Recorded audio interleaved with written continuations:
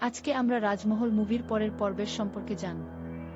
2005 সালে মুক্তিপ্রাপ্ত রাজমহল হল একটি অত্যন্ত জনপ্রিয় হরর কমেডি এবং সাইকোলজিক্যাল থ্রিলার ঘরানার বাংলা সিনেমা। এই ছবিতে প্রধান চরিত্রে অভিনয় করেছেন সুপারস্টার প্রসেনজিৎ চ্যাটার্জি, অভিষেক চ্যাটার্জি এবং ওড়িশার মিষ্টি নায়িকা অনু চৌধুরী। গল্পটি আবর্তিত হয়েছে একটি প্রাচীন রাজবাড়ির রহস্য, সেখানকার এক অতৃপ্ত আত্মা এবং সেই আত্মাকে কেন্দ্র করে ঘটে যাওয়া অলৌকিক সব ঘটনাকে ঘিরে। সিনেমাটিতে ভয়ের আবহের পাশাপাশি চমৎকার কমেডি এবং মেলোড্রামার এক দারুণ ভারসাম্য ছিল।